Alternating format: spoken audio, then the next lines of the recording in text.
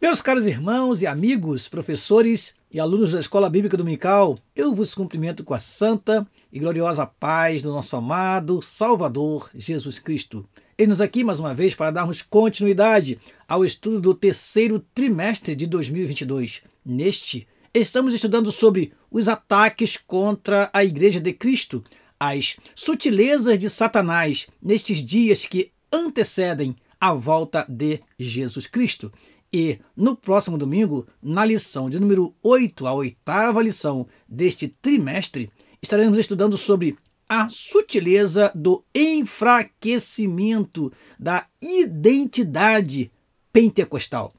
Será uma lição preciosa para nós recordarmos o que é o batismo no Espírito Santo, recordarmos o que são os dons espirituais para a Igreja do Senhor, para a Igreja considerada Igreja Pentecostal, a igreja que crê na promessa do Espírito Santo para estes dias, como aconteceu no dia de Pentecostes, como está registrado em Atos capítulo 2, na Santa Palavra de Deus. Eu quero agradecer a todos vocês que estão nos acompanhando em nossas aulas, a você que já é inscrito nesse canal, muito obrigado, e a você que está nos conhecendo hoje. Eu sou o pastor Daniel Rosa Dutra, amo a Escola Dominical, leciono desde os meus 18 anos de idade e amo estar aqui também ministrando para você esta aula que pode te ajudar, caro professor, na exposição da sua aula no próximo domingo. Então, para prosseguir com nossa aula, nós sempre fazemos uma oração e é o que faremos agora. Ore comigo, por favor.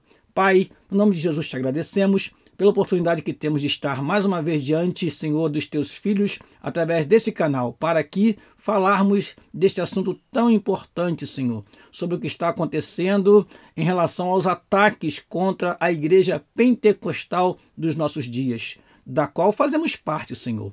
Venha ser conosco, nos ilumina naquilo que queremos falar. Assim oramos e te agradecemos no nome de Jesus. Amém e amém. Vamos então iniciar a nossa aula pelo nosso texto áureo. O nosso texto áureo se encontra no livro de Atos dos Apóstolos, o quinto livro do Novo Testamento, também poderia ser chamado de Atos do Espírito Santo.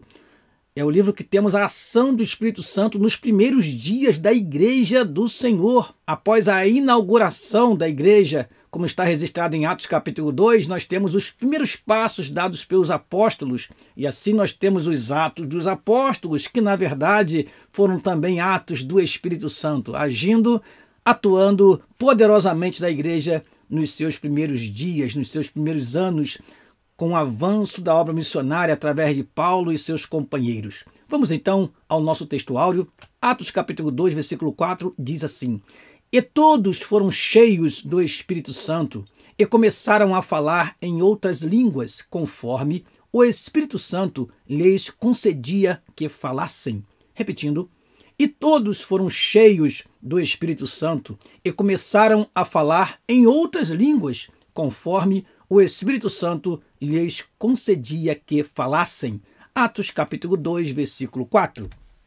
Nossa verdade prática diz assim: a doutrina do batismo no Espírito Santo e o falar em línguas como sua evidência são um distintivo pentecostal mantido pela nossa igreja. Repetindo, a doutrina do batismo no Espírito Santo e o falar em línguas como sua evidência são um distintivo pentecostal mantido pela nossa igreja. Prosseguindo, vamos à leitura bíblica em classe, que se encontra no livro de Atos, no capítulo 2, versículo 1 ao 4, e em 1 aos Coríntios, ou na primeira carta que o apóstolo Paulo escreveu aos Coríntios, capítulo 12, versículo 7 a 11. Vamos, portanto, à leitura. Cumprindo-se o dia de Pentecostes, estavam todos reunidos no mesmo lugar, e, de repente, veio do céu um som, como de um vento veemente e impetuoso, e encheu toda a casa em que estavam assentados, e foram vistas por eles línguas repartidas como que de fogo, as quais pousaram sobre cada um deles. E todos foram cheios do Espírito Santo e começaram a falar em outras línguas, conforme o Espírito Santo lhes concedia que falassem. Vamos ao outro texto, diz assim: mas a manifestação do Espírito é dada a cada um para o que for útil, porque a um, pelo Espírito, é dada a palavra da sabedoria, e a outro, pelo mesmo Espírito, a palavra da ciência, e a outro, pelo mesmo Espírito, a fé, e a outro, pelo mesmo Espírito, os dons de curar, e a outro, a operação de maravilhas, e a outro, a profecia, e a outro, o dom de discernir os espíritos, e a outro, a variedade de línguas, e a outro, a interpretação das línguas. Mas um só e o mesmo Espírito opera todas essas coisas, repartindo particularmente a cada um como quer. Vamos aos objetivos da nossa lição. Primeiro, conceituar o Pentecostes bíblico. Segundo, identificar o distintivo pentecostal de nossa igreja. E o último objetivo, conscientizar a respeito da manutenção da nossa identidade pentecostal.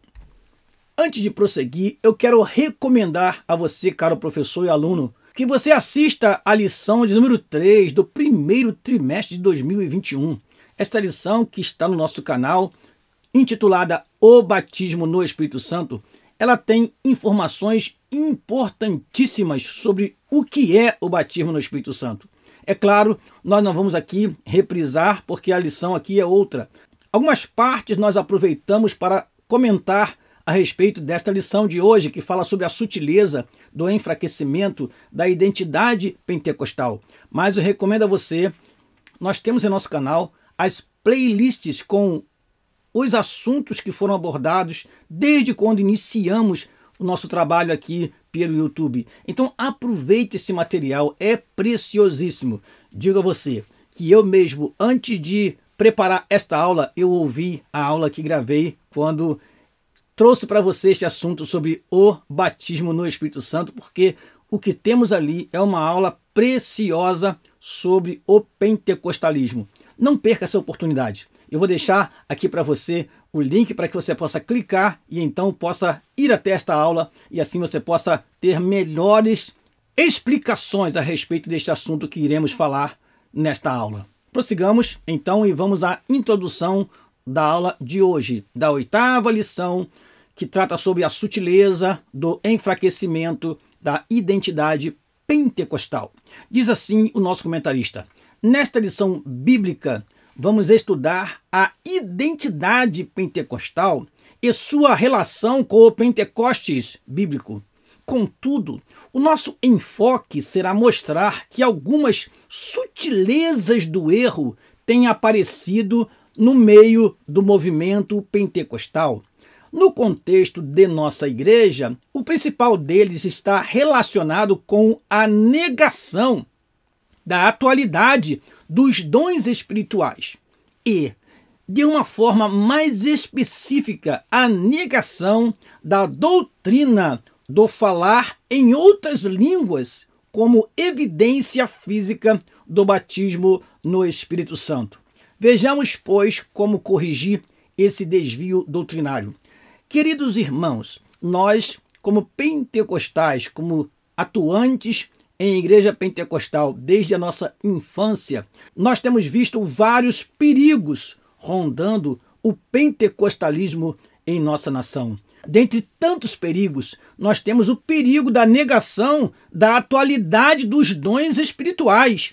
Alguns dizem que os dons espirituais eram apenas para os tempos apostólicos e que, morrendo os apóstolos, os dons também cessaram. Nós iremos mostrar nesta aula algo interessante sobre isto, baseado em um versículo de 1 Coríntios capítulo 13, versículo 8. Portanto, fique atento aí, porque será de suma importância.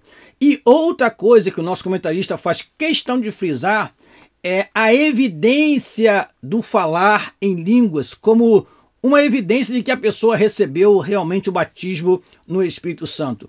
Nós estamos vivendo num tempo em que ensinadores de igrejas tradicionais estão se infiltrando em nossas igrejas pentecostais e estão minando as nossas forças e trazendo para nós ensinamentos que estão desmotivando as pessoas a buscarem o poder de Deus, a buscarem o batismo no Espírito Santo. Por isso nós temos tantos pregadores hoje que já não ministram mais o batismo no Espírito Santo, terminam suas mensagens e não oram mais para que as pessoas sejam batizadas no Espírito Santo. Isso faz com que a fé neste poder que foi prometido para nós se esmoreça, e não havendo fé, não acontece aquilo que Deus preparou para nós e reservou para nós. Portanto, fiquemos bem atentos a isso, vigiemos, pois, porque a nossa identidade pentecostal exige que nós mantenhamos as nossas características como pentecostais que somos. Não devemos ser pentecostais apenas de palavra, apenas de denominação, mas devemos ser pentecostais de fato. E nós vamos falar sobre isso durante esta lição.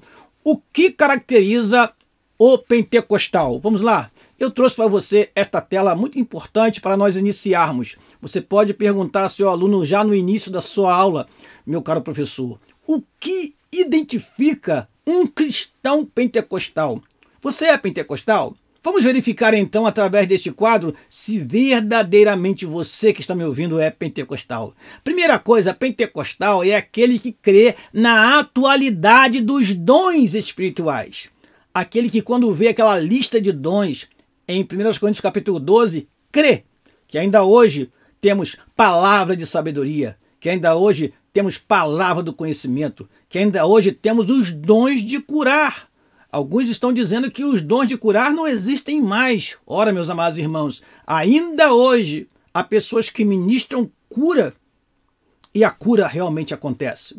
Então, pentecostal é aquele que acredita na atualidade dos dons espirituais. Você é pentecostal? Vamos ver então. Pentecostal é aquele que crê nas línguas estranhas como sinal do recebimento do batismo no Espírito Santo. Esse é pentecostal. Ele sabe, pela palavra de Deus, que a evidência do recebimento do Espírito Santo são as línguas estranhas. Você é pentecostal? Vamos ver.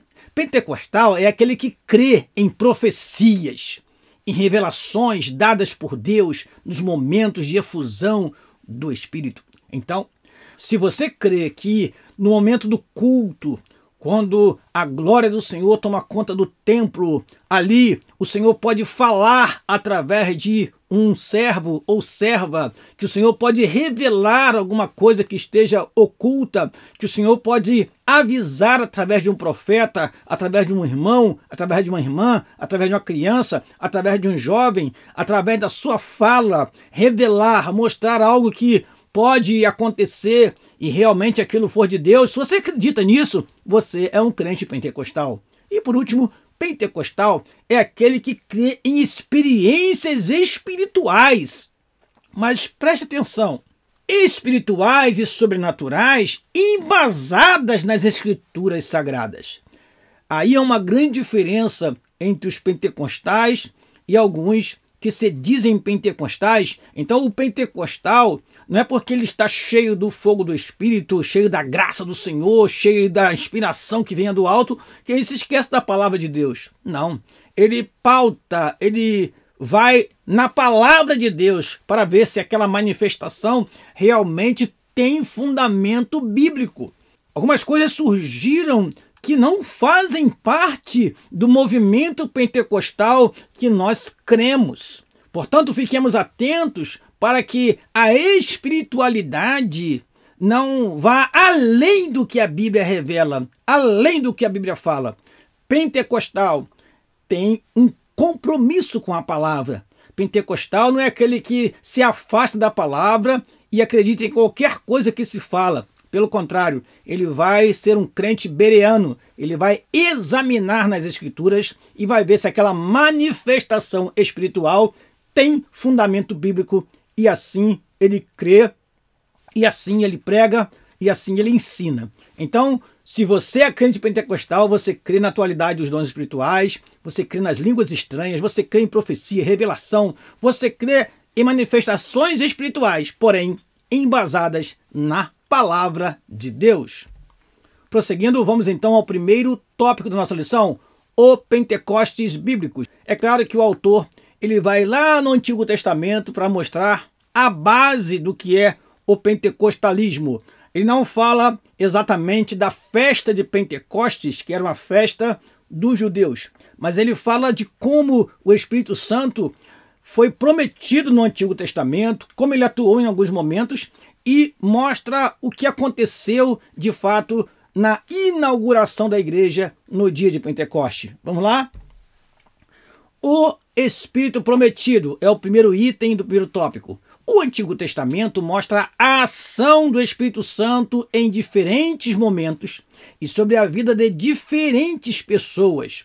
Assim, vemos o Espírito do Senhor agindo sobre a criação. Diz lá em Gênesis 1:2 que o Espírito de Deus se movia sobre a face das águas.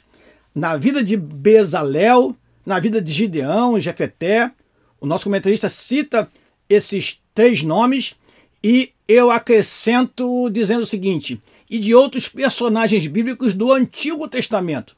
Então, o Espírito Santo, ele age desde o Antigo Testamento. Vamos lá? Continuando a nossa leitura. Na Antiga Aliança, há uma excepcionalidade da ação do Espírito Santo de Deus. Qual é? De uma forma mais específica, o Espírito de Deus, sob o Antigo Pacto, atuava sobre a vida de pessoas escolhidas para obras específicas. E aí nós temos citado na nossa revista o quê? A obra dos sacerdotes, reis e profetas. Mas eu acrescento o seguinte, também o vemos agir na vida de juízes como Gideão e Jefeté, que já foi citado pelo nosso comentarista, e na vida de Sansão. Eu faço questão de destacar Sansão, que não foi citado na nossa revista, porque olha o que temos. Juízes capítulo 14, versículo 6 diz assim, então o Espírito do Senhor se apossou dele tão possantemente, e o texto continua. Versículo 19 diz assim, então o Espírito do Senhor tão possantemente se apossou dele, e em Juízes capítulo 15, versículo 14, diz assim, porém o Espírito do Senhor possantemente se apossou dele. Estes 3 versículos nos mostram que o Espírito de Deus se apossou possantemente de Sansão. E assim ele foi possantemente usado por Deus. Ele recebeu poder através da ação do Espírito Santo. Veja, os queridos irmãos, que desde o Antigo Testamento o Espírito Santo está capacitando. O Espírito está dando poder excepcional. O Espírito Santo está concedendo uma graça especial. Assim também iria acontecer no Novo Testamento. Prossigamos e vejamos o seguinte. Assim se observa uma ação mais restrita do Espírito de Deus na Antiga Aliança. Contudo, no Antigo Testamento havia uma promessa do derramamento do Espírito de Deus sobre todos e não apenas sobre pessoas escolhidas ou uma classe especial. É claro que a mais conhecida promessa desta é a que está em Joel capítulo 2, versículo 28 e também o versículo 29. Está aí na nossa tela, vamos ler? E há de ser que depois derramarei o meu espírito sobre toda a carne, e vossos filhos e vossas filhas profetizarão, os vossos velhos terão sonhos, e os vossos jovens terão visões, e também sobre os servos e sobre as servas, naqueles dias derramarei o meu espírito. Joel capítulo 2, versículo 28 e 29. Aí nós vemos o Espírito sendo derramado sobre filhos e filhas, sobre anciãos, sobre jovens, sobre servos e servas. Ou seja, de uma forma geral, universal. É o Espírito Santo agora agindo na vida de todos. A igreja recebe a unção do Espírito Santo de forma plena. Por isso que no dia de Pentecostes, os 120 que estavam reunidos receberam a chama do Espírito Santo. Eles ali ouviram um som de um vento veemente e impetuoso. Eles viram pousarem sobre eles línguas como que de fogo, que foram repartidas para cada um deles, diz o texto sagrado. E eles começaram a falar em outras línguas, conforme o Espírito Santo lhes concedia que falassem. Prosseguindo, segundo item do primeiro tópico, o Espírito derramado. Diz assim a nossa revista: no Novo Testamento, entretanto, é que as promessas a respeito da vinda do Espírito Santo têm cumprimento. A promessa de Joel, capítulo 2, versículo 28, e é claro também o versículo 29, teve seu fiel cumprimento no dia de Pentecostes e é identificada como o batismo no Espírito Santo.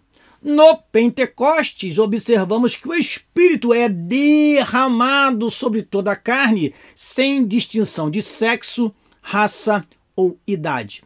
Todos os que creem, e não apenas alguns escolhidos, podem ser revestidos pelo Espírito Santo. Diferentemente do antigo pacto, no qual apenas pessoas especiais tinham o privilégio de serem usadas por Deus, no novo pacto, a partir de Pentecostes, Deus derramou o seu Espírito sobre todo o seu povo. Agora, todos poderiam cumprir a missão de proclamar a mensagem de seu reino. Então, agora nós não temos o Espírito dado como gotas sobre um e sobre outro individualmente de tempo em tempo. Agora o Espírito foi derramado. E nós vamos falar sobre isso no final da nossa aula, sobre o que é essa experiência pentecostal nos lábios dos autores bíblicos. Vamos lá? Prossigamos. Segundo tópico da nossa lição, o distintivo, a marca, o sinal pentecostal de nossa igreja.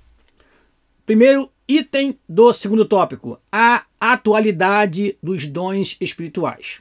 Lamentamos, irmãos, mas o que aconteceu foi que Agostinho de Hipona, e não somente ele, mas outros vultos da história da igreja, introduziram na igreja o erro doutrinário de que os dons haviam cessado. No entendimento dele, os dons de fato existiram, contudo, haviam sido restritos ao período apostólico. Esse ensino moldou o catolicismo medieval e, mesmo com o advento da grande reforma luterana, os reformadores não conseguiram se desvencilhar dele. O movimento pentecostal surge posteriormente como resposta a esse desvio doutrinário. Os pentecostais não somente creem que os dons são vigentes na igreja, como os exercem. Ou seja, o movimento pentecostal trouxe de volta a atuação dos dons espirituais da igreja, que durante muito tempo não se acreditava mais na evidência desses dons. Eu chamo a atenção dos irmãos para um dos versículos que são usados pelos cessacionistas para justificar que as línguas estranhas e profecias não acontecem mais. Analisemos, pois, um dos versículos mais usados pelos cessacionistas para falar que as línguas, as profecias cessaram. Vamos lá. 1 aos Coríntios, capítulo 13, versículo 8. Diz assim: o amor nunca falha. Havendo profecias, serão aniquiladas. Havendo línguas, cessarão. Amém? Não. Nós temos ainda uma palavra que serve como argumentação dos pentecostais para mostrar que a interpretação de muitos está equivocada. Diz assim: havendo ciência, desaparecerá. Eu pergunto ao caro professor e aluno: a ciência desapareceu? Bom, alguém pode dizer assim, mas pastor Daniel, ciência aí é conhecimento. Sim. Pode interpretar como palavra do conhecimento. Ora, será que nós não temos hoje o exercício do dom da palavra do conhecimento? Não podemos hoje conhecer os mistérios de Deus através da sua palavra? Não podemos conhecer as coisas de Deus através do seu Espírito? Então, se a ciência, o conhecimento, seja ele por revelação ou não desapareceu, obviamente as profecias não haveriam de desaparecer e nem as línguas haveriam de cessar. Se o conhecimento ainda existe, ainda está na face da terra, se o conhecimento também, como palavra do conhecimento, está na igreja, nós sabemos disso, que está, porque senão nós não teríamos conhecimento das coisas de Deus. É o Espírito Santo quem trabalha na mente dos intérpretes da palavra de Deus até os nossos dias, para nos dar o entendimento, o conhecimento da sua palavra. Então, sendo interpretado como dom espiritual ou sendo interpretado como algo secular, de alguma forma a ciência não desapareceu.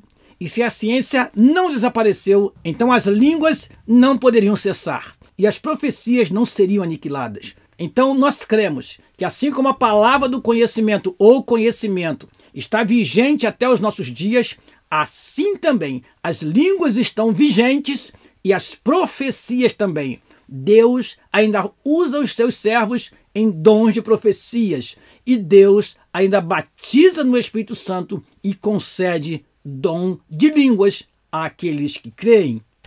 Prosseguindo, diz assim a nossa revista: nossa igreja emerge na história dessa gigantesca explosão do reavivamento dos dons espirituais. Na sua declaração de verdades fundamentais de 1916, as Assembleias de Deus confessam que todos os crentes têm o direito e devem sinceramente buscar a promessa do Pai, o batismo no Espírito Santo e com fogo. Afirma ainda que com o batismo no Espírito Santo vem o quê? O revestimento de poder para a vida e exercício, a concessão dos dons e seus usos no trabalho do ministério, e que essa experiência maravilhosa é distinta e subsequente à experiência do novo nascimento. Nós explicamos isso muito bem na lição número 3 do primeiro trimestre de 2021. Você pode ver aquela lição que nós já recomendamos para você. Isso foi bem mais explicado naquela lição. Portanto, aqui nós temos o que a declaração de verdades fundamentais das Assembleias de Deus traz para nós. O que nós cremos é que ainda hoje nós podemos buscar e receber o batismo com o Espírito Santo. Esse batismo, ele significa para nós revestimento de poder, capacitação para a vida ministerial e também para nós termos uma vida mais íntegra diante do nosso Deus. Isso faz toda a diferença na vida do cristão. É preciso sempre reafirmar que a experiência pentecostal é diferente da experiência do novo nascimento, como algumas igrejas assim acreditam. Respeitamos quem assim acredita, mas nós, pentecostais, acreditamos que há uma distinção e nós buscamos, além de ter uma vida correta diante de Deus, o poder de Deus, a capacitação para realizar a sua obra com unção, com graça, com virtude, vinda dos altos céus. Prossigamos então o segundo item do segundo tópico, as línguas como evidência. A Declaração de Fé das Assembleias de Deus de 1916 afirma que o batismo dos crentes no Espírito Santo é testemunhado pelo sinal físico inicial de falar em outras línguas, conforme o Espírito lhes dá capacidade de falar. Isso está em Atos capítulo 2, versículo 4. O falar em línguas, neste caso, é o mesmo em essência do dom de línguas, mas diferente em propósito e uso. Falaremos disso daqui a pouquinho. Nenhum pentecostal da primeira geração tinha dúvida quanto a isso. Tanto William Durham, bem como Gunnar Wingren e Daniel Berg, pentecostais da primeira geração, criam e pregavam com convicção essa doutrina. Contudo, nos dias atuais, esse ensino tem dado sinais de enfraquecimento. Eu trouxe para você algo que não está em tela, mas eu vou ler para você. Pouco se conhece a respeito de William Durham, e eu quero ler para você um trecho da sua biografia. Este líder pentecostal, ele aos 18 anos de idade começou a frequentar igreja com os seus pais na Igreja Batista. No entanto, ele só teve uma experiência de conversão muito mais tarde, em 1898. Em 1901, ele aderiu ao movimento de santidade e passou a presidir a missão do Evangelho Pleno na Avenida Norte, em Chicago. Em 1906, a partir da cidade de Los Angeles, se espalhou pelos Estados Unidos a mensagem pentecostal. Até então, Durham ensinava que o batismo no Espírito Santo poderia ser reivindicado pela fé sem nenhuma evidência necessária. Isso era o que ele defendia. Porém, alguns membros de sua igreja falavam em línguas, em outra missão de Chicago. Assim, Durham fez acurado estudo bíblico sobre o assunto e resolveu ir a Los Angeles. Na época em que as igrejas eram divididas por etnias, Durham foi um dos primeiros brancos a visitar a Apostolic Faith Gospel Mission na Rua Azusa, igreja de grande maioria negra, onde William Seymour era pastor. Ali, Durham passou várias semanas e recebeu o batismo no Espírito Santo. Após seu retorno a Chicago, a missão da Avenida Norte tornou-se uma igreja pentecostal de grande importância, pois dali a mensagem pentecostal se espalharia pelo centro-oeste estadunidense e entre as minorias étnicas. Durham passou a publicar um periódico e fez diversas viagens para divulgar, para difundir a mensagem pentecostal. E eu quero ler para você mais um trecho que diz assim: Durham foi mentor para muitos líderes pentecostais que frequentavam suas reuniões na missão da Avenida Norte e que depois levaram a mensagem pentecostal a diversos países. Dentre esses líderes estão Daniel Berg e Gunnar Wingren, missionários no Brasil, e outros missionários que se espalharam pelo mundo. Então este homem, apesar de ser pouco conhecido por nós, ele teve uma experiência pentecostal. E a partir dessa experiência pentecostal, ele passou a ser um disseminador do pentecostalismo nos Estados Unidos e transmitiu seus ensinos aos nossos fundadores, Daniel Berg e Gunnar Wingren, que vieram para este país inflamados com o poder pentecostal e trouxe para nós esta mensagem que hoje pregamos, a mensagem do revestimento do poder, da manifestação do Espírito Santo, que fez grande diferença nesse país. E a Assembleia de Deus é ainda, sem dúvida, a maior igreja pentecostal neste país, servindo a Deus, pregando esta mensagem. Portanto, não podemos deixar que esta mensagem se enfraqueça. Não podemos perder a nossa identidade. Nós nascemos, como dizemos, no fogo e devemos permanecer no fogo do Espírito Santo.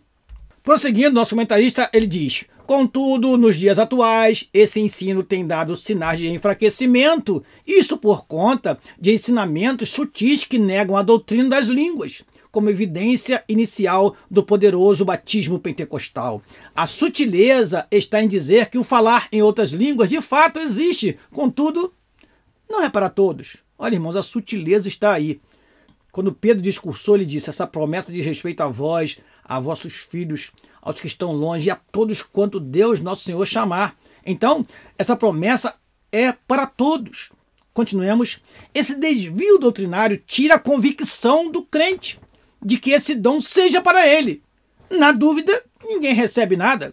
No entanto, a doutrina das línguas, como evidência inicial do batismo no Espírito Santo, é inegociável. Então, se alguém, irmão, está dizendo para você que isso é necessário, diga para ele que a Bíblia diz que é necessário sim. Nós precisamos receber poder de Deus na nossa vida. O Senhor Jesus Cristo disse: ficai na cidade de Jerusalém até que do alto sejais revestidos de poder. Então, se você ainda está em Jerusalém, espere mais um pouco. Deus vai te batizar no Espírito Santo e você receberá esse poder que vem dos altos céus para capacitar a igreja do Senhor. Prosseguindo, eu quero deixar para você este conteúdo que é importantíssimo. 3 categorias de línguas podem ser claramente vistas nas Escrituras. Quando falamos de línguas, estamos falando primeiro de línguas que são faladas no momento em que recebemos o batismo no Espírito Santo. Isto aconteceu em Atos 2, isso aconteceu em Atos 10, isso aconteceu em Atos 19. Aí estão os textos para você conferir, meu amado irmão. Em segundo lugar, nós estamos falando de línguas como comunhão pessoal com Deus, numa maneira contínua. Ou seja, você pode orar em línguas. Paulo diz que aquele que ora em línguas, ora bem. Então, nós recebemos a língua que é como sinal que você recebeu o batismo com o Espírito Santo, e temos línguas que devem ser faladas no momento da nossa comunhão pessoal com Deus. Como está escrito em Judas, versículo 20, nós precisamos edificar a nós mesmos. Aquele que fala em línguas edifica-se a si mesmo, disse o apóstolo Paulo. Ora, se orar em línguas me faz orar bem, e se as línguas trazem edificação para mim, eu posso concluir, como disse Paulo, não proibais falar em línguas. Então, se alguém quer te proibir de falar em línguas estranhas, se alguém quer tirar de você esta inspiração que venha de Deus, irmãos, não admita isso de jeito nenhum. O falar em línguas é a marca distintiva do movimento pentecostal. Então nós temos línguas como sinal do batismo no Espírito Santo, línguas para comunhão pessoal e edificação pessoal, e temos línguas que são dadas para a igreja ou na igreja para uma comunicação ao corpo e para serem um sinal ao incrédulo. Então, esta língua para comunicação significa a língua que é interpretada. Nem todas as línguas são interpretáveis, é isso que entendemos pela palavra do Senhor. Então, o que nós precisamos é saber muito bem dosar a nossa manifestação espiritual durante o culto. Já que as línguas que eu falo não são línguas que são interpretáveis, eu devo falar comigo mesmo e com Deus. Não devo interferir na adoração falando línguas estranhas e atrapalhando a adoração de outro irmão. Isso é um exagero que tem muito em nossos cultos, mas não é recomendado pelo apóstolo Paulo. Mas nós nos entendemos no movimento pentecostal quanto a isto. Agora, se você entende pelo Espírito que aquelas línguas são interpretáveis, você deve sim falar em voz mais alta para que um intérprete possa sim interpretar aquela língua que você está falando. Portanto, na Bíblia Sagrada encontramos línguas como sinal, línguas para edificação e línguas que são interpretáveis. Prossigamos. Eu vou trazer mais uma tela importantíssima. Também está na nossa aula, na lição 3 que eu citei para vocês, bem mais explicado. Olha o que aconteceu, meus amados irmãos. Alguns podem dizer, mas não tem a palavra batismo no Espírito Santo em Atos capítulo 2. Mas você entende pela palavra de Deus que o que aconteceu ali foi batismo no Espírito Santo, conforme o próprio João disse. Eu, na verdade, os batizo com água para o arrependimento, mas aquele que vem após mim é mais poderoso do que eu, do qual não sou digno de desatar as suas alparcas. Ele vos batizará com o Espírito Santo e com fogo. Olha o que diz o texto de Atos capítulo 11, versículo 15 a 17. Eu intitulei esta tela como Palavras do apóstolo Pedro aos apóstolos que o interrogaram sobre ele ter entrado em casa de gentios. Em Atos capítulo 11, ele diz assim: e quando comecei a falar, contando o relato que aconteceu na casa de Cornélio, caiu sobre eles o Espírito Santo. E olha o que Pedro diz: como também sobre nós ao princípio, como aconteceu em Atos capítulo 2. E lembrei-me do que foi dito do Senhor quando disse: João certamente batizou com água, mas vós sereis o quê? Batizados com o Espírito Santo. Portanto, se Deus lhes deu o mesmo dom que a nós, quando havemos crido no Senhor Jesus Cristo, quem era então eu para que pudesse resistir a Deus? Pedro está dizendo, a experiência lá na casa de Cornélio foi a mesma que aconteceu conosco lá em Atos 2 e foi a mesma que o próprio Senhor Jesus Cristo disse porque nós seríamos batizados com o Espírito Santo. Então, eu entendo, olhando esses textos, que o que aconteceu de fato em Atos 2 foi o batismo no Espírito Santo. Agora veja que interessante, que quando nós lemos em Atos capítulo 2, nós vemos o seguinte: e todos foram cheios do Espírito Santo e começaram a falar em outras línguas. Neste texto, nós entendemos que cheios é a mesma coisa que batizados. É claro que nem sempre na Bíblia cheio será a mesma coisa que batizado. Ali embaixo eu coloquei assim bem claro para você. Cheio do Espírito Santo pode também indicar uma vida na plenitude e no fervor do Espírito, como temos aí várias outras passagens. Mas lendo Atos 11, Atos 2 e o que o Senhor Jesus Cristo disse para os apóstolos, nós entendemos que o que aconteceu na casa de Cornélio foi batismo no Espírito Santo. O que aconteceu no dia de Pentecoste foi batismo no Espírito Santo. Amém? Prosseguindo, tenho algo interessante para falar para você também. O que acontece? Alguns sensacionistas usam 1 Coríntios capítulo 12, versículo 13, para dizer que todos são batizados no Espírito Santo. Olha, essa história de pentecostal dizer que você tem que ser batizado no Espírito Santo, na verdade, quem aceita Jesus já é batizado. Quer ver? Aí pega a sua Bíblia, Almeida Corrigida Fiel, e lê para você. Pois todos nós fomos batizados em um Espírito, formando um corpo, quer judeus, quer gregos, quer servos, quer livres, e todos temos bebido de um Espírito. E aí você, não tendo maiores explicações para dar, você então aceita. Mas é preciso analisar esse texto no grego e em outras traduções.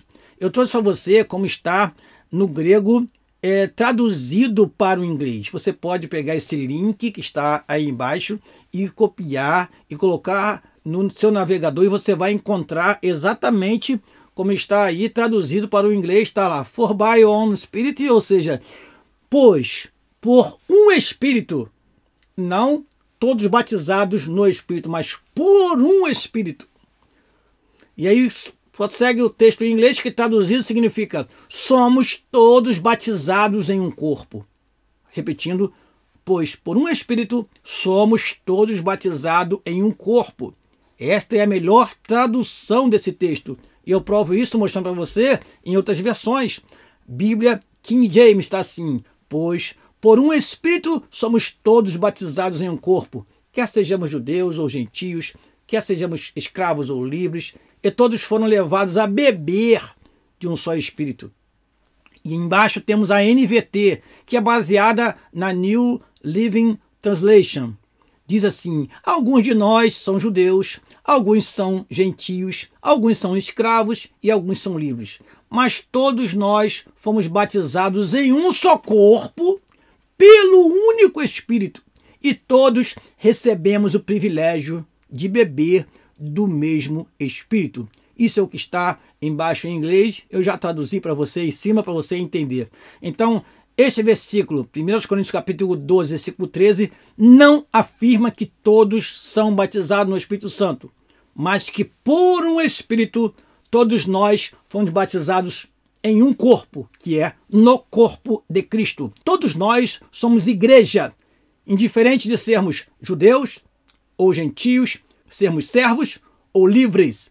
E isso está plenamente de acordo com os ensinos que Paulo nos trouxe aos Efésios, aos Colossenses, mostrando que agora não há distinção. Todos fazemos parte de um só corpo.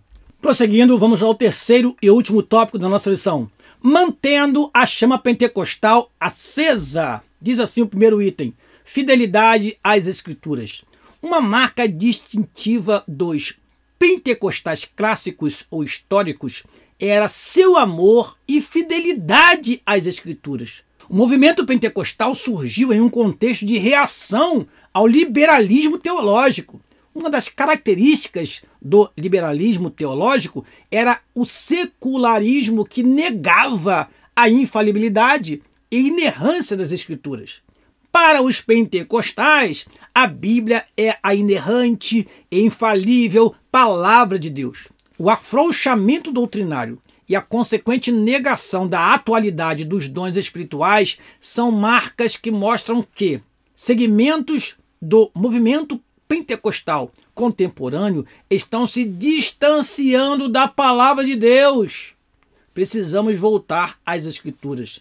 Meus caros irmãos, muitos já nos acusaram de sermos indoutos, não conhecemos a palavra, e porque o culto do pentecostal é um culto diferente, é um culto participativo, é um culto onde as pessoas têm oportunidade de contar os seus milagres recebidos da parte de Deus, é um culto onde a pessoa dá o seu testemunho, é um culto aberto, participativo, onde as pessoas atuam, diferente de outros grupos religiosos que somente o pastor fala, somente o líder de louvor, o responsável pelo canto, pela oração, somente ele participa. No culto assembleano, no culto pentecostal, a participação é aberta a todos que têm uma palavra para dar. E às vezes alguém realmente pega a Bíblia e lê, e pode ser que na sua fala ele até erre uma interpretação de um texto sagrado. Isso pode acontecer, não negamos isso. Porém, essa participação faz com que a pessoa se sinta parte integrante do corpo de Cristo. E não mostra a falta de compromisso que temos com a palavra. Pelo contrário, nós temos culto de doutrina, onde se ensina a preciosa palavra de Deus, e temos a escola dominical, onde a palavra de Deus é examinada e ensinada. Então, as igrejas pentecostais não são igrejas afastadas da palavra, e sim igrejas comprometidas com a palavra de Deus. Portanto, precisamos, como diz o nosso comentarista, voltar às Escrituras Sagradas, como fizeram os nossos pioneiros, conferindo na palavra de Deus o que estava acontecendo naquele movimento pentecostal nos Estados Unidos, que inflamou não somente aquele país, mas também várias outras nações.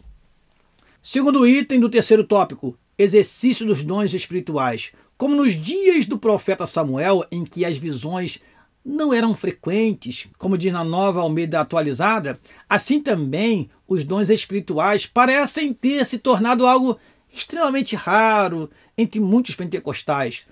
Não existe movimento pentecostal autêntico sem a prática dos dons espirituais. Irmãos, o culto pode ser muito bonito, o culto pode ser tudo muito certinho, mas nós pentecostais sentimos falta daquele glória a Deus, daquele aleluia, da palavra impactante, daquele testemunho que fala ao coração.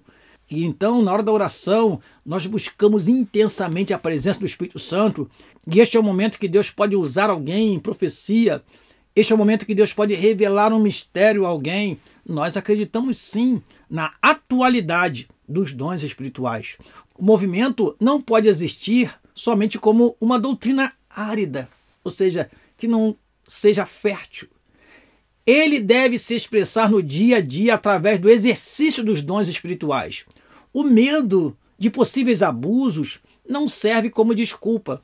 Pode ser que aconteça? Sim, pode ser que aconteça. Não podemos rejeitar as verdadeiras manifestações do Espírito Santo por temer as falsas. Ora, irmãos, nós sabemos muito bem que o que usa de engano não ficará na minha casa, diz a palavra do Senhor no Salmo 101.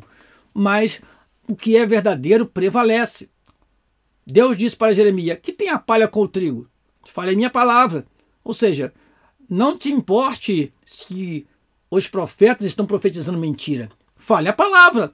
Então, não é por causa do falso que o verdadeiro não vai se evidenciar, não vai falar. Precisamos, sim, de profetas e profetas verdadeiros, para que os falsos recuem e saiam do meio do povo de Deus e deixem apenas aquilo que é verdadeiro, aquilo que é de acordo com a palavra de Deus e verdadeiramente vindo do Espírito Santo para edificar a sua igreja. Antes de terminar, eu quero deixar para você essa tela. É uma preciosidade das reflexões do pastor Daniel Rosa Dutra. Portanto, se você compartilhar, não esqueça de citar o autor. Eu vejo o fenômeno da experiência pentecostal como algo que é uma experiência espiritual. Ora, podemos entender aquilo que é espiritual como?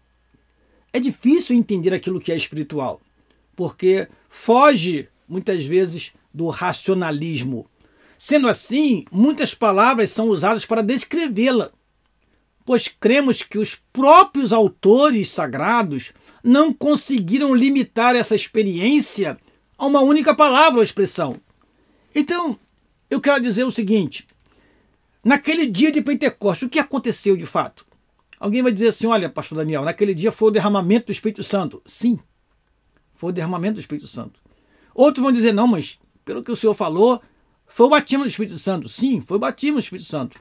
Mas também foi o que Jesus Cristo disse em Lucas capítulo 24, 49, ficai na cidade de Jerusalém até que do alto sejais revestido de poder, foi então um revestimento. Sim, também foi um revestimento, porque eles se tornaram testemunha audazes, e a prova disso foi que Pedro logo se levantou e proferiu o primeiro sermão com ousadia.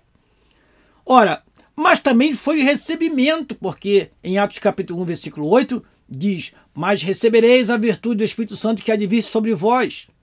Olha, irmãos, vai somando. Derramamento, batismo, revestimento, recebimento.